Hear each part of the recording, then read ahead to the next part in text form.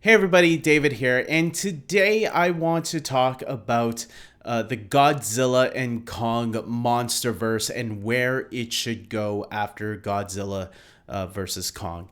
So yes, this is going to contain some spoilers, specifically about the ending of that movie where the two creatures left off. And yeah, I was curious, and along with a lot of other people like myself, one of the things that had me wondering, even before we got to Godzilla versus Kong, is where do they go after Godzilla versus Kong? Because I feel, even though I like the movie Godzilla King of the Monsters, I do feel like a lot of these giant monster movies get really repetitive. And this is coming from the guy who loves the superhero movies. And some people feel like a lot of superhero movies have had a been there, done that kind of quality. I disagree. And obviously, when you look at the box office numbers and ratings, like the Marvel movies and the Marvel shows, clearly people are still loving the MCU and what they're doing.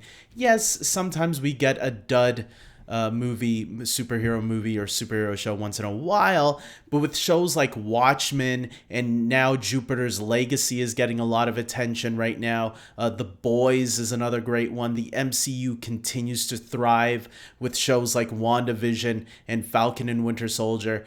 The superhero genre seems like it is doing a fine job. If you're not a fan of some of these properties, hey, that's for you. But clearly, there is an audience there for it, and they're loving it. The same thing can go with a couple of other genres. You know, the Star Wars genre, lots of people thought after the sequel trilogy, it seems like Star Wars is done. They should just stop making them. And then you get The Mandalorian, and people are like, okay, there's still life in Star Wars to explore that we haven't seen before. So Star Wars, I think, will go fine. And I think a lot of other genres, Star Trek, Lord of the Rings, fantasy films, Harry Potter, movies like that and shows like that will be fine going forward into the future. They'll find new stories to tell and keep it fresh. With giant monster movies, though, it's a very different situation because all it is, it's something bad happens, giant bad monster attacks the city, Godzilla or Kong have to save the day. And there's only so many times you can make that fresh. And one of the reasons why some people feel Godzilla King of the Monsters didn't do as well in theaters as the first Godzilla film is because been there, done that. And yes, you could use new villains if you want, like Ghidorah, Rodan. They were added to Godzilla King of the Monsters. I thought that was cool, but clearly that's not going to win a lot of people over. So where do you take these giant creatures? I think one of the things that made Godzilla versus Kong fresh was that you were seeing for the first time, not counting that movie from the 1950s or 60s, you're seeing them for the first time in modern day, teaming up in a live action film. Now, at the end of this movie, we see Kong go to a place called Hollow Earth, which is essentially like the center of the earth, if you will. And Godzilla goes to see. And if you are going to continue in this universe, this cinematic universe of Godzilla and Kong, Godzilla is the one that I see struggling, although someone I heard did come up with an interesting idea that you can do. You introduce the concept of aliens coming to Earth and maybe even bringing Godzilla into space to another planet or something. That could be interesting. Apparently, it's something that does happen in the Japanese version. I don't know because I've never seen any of the Toho Godzilla movies, so that sounds cool if it happens, and if they can make it work in this world that they created with Godzilla and Kong, then I say go for it. Anything that can make these movies feel more fresh going forward, because either that or you're just gonna have to stick with Godzilla versus Kong movies for a couple of years until that starts to wear down. But if you can introduce new concepts to the world like aliens, that's already exploring that universe in different avenues that you could go in. Very different creatures that add something new to the mythology of this world as well. I think another big thing that you need to do, that these movies need to work on, are the human characters. I think human characters must be worked on. So far, I feel that any of the humans in these movies that are connected to Kong have been more interesting than the humans connected to Godzilla. And Godzilla is going to be the one that is going to be a little bit tougher because Godzilla is not really a people person. He fights for the people apparently, but he doesn't seem to really care about the people. And I don't know, that one, he's a lizard. I mean, I get it. I get why there's no human connection with Godzilla and maybe why it's a little bit harder to make that connection. But they have to find a way to make the humans more interesting. Somehow. I don't know. Kong might be a little bit more easier because Kong you have now in Hollow Earth, and that's a whole new world to now explore for Kong himself. He's no longer on Skull Island. He's now on this place where it actually looks pretty cool. Like they have an airfield where I guess Kong can now even float on and go to another side of Hollow Earth, which is pretty crazy. And then who built that castle for him?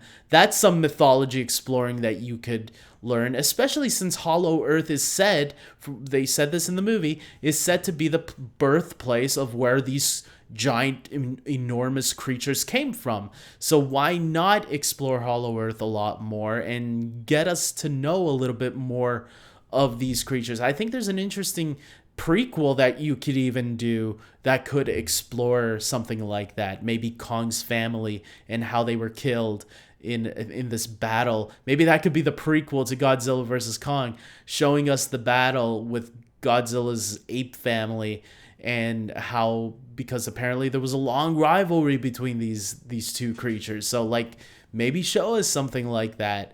Explore that. What were the human beings that were taking care of that? Like clearly it would be the caveman years, right? So I don't know. And like how were they with the dinosaurs? Because dinosaurs, did they come from the dinosaurs or was this something entirely different? I mean, there's a whole avenue there that they can search, and I think that's something that this universe is gonna have to figure out. Something that I said a long time ago, a couple years back maybe, when the last Pacific Rim movie was coming out, is that should you connect Pacific Rim to this universe? Pacific Rim takes place in the future.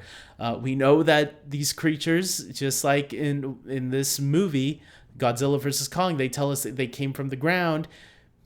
Why not connect it there? There's already a simple connection that you just have to explain away in a future movie. And who knows, maybe we could see that's where the human connection can come in even better, when we have the humans having their own robot teaming up with Godzilla or Kong or even both. So I don't know. I'm throwing some of this out there. There was a time where I thought Power Rangers maybe could get into this universe as well, but now that Hasbro owns the Power Rangers, I don't think that's possible. I think Hasbro is gonna want to connect Power Rangers to like G.I. Joe and Transformers now, maybe. So we'll see.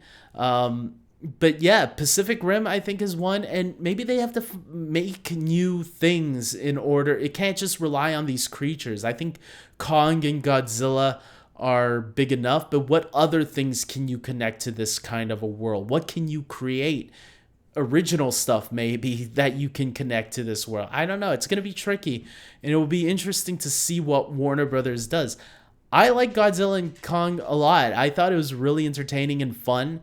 Again, the Godzilla stuff was the weak stuff, but the Kong stuff was really the strong stuff of this movie. And if they can find a way to get a little bit of that and expand on it, like work on that a little bit more in future movies and try to figure out the Godzilla connection with the humans, then I think they can, make really successful films going forward. They're almost there. I think they're almost there. They just have to find a writer to figure out, to crack the code on the human elements. So with that being said, guys, tell me your thoughts. What do you think? Do you want to see more Godzilla and Kong movies going forward?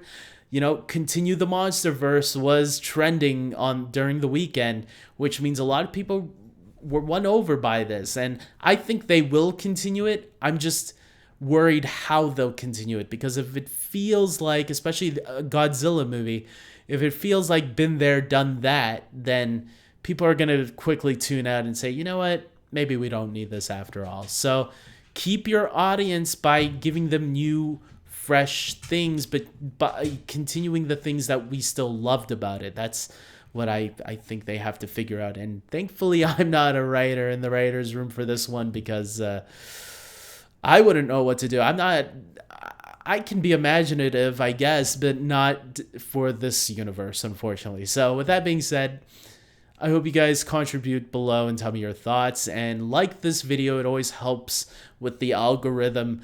Comment below too, because that helps also. And with that being said, until next time, take care.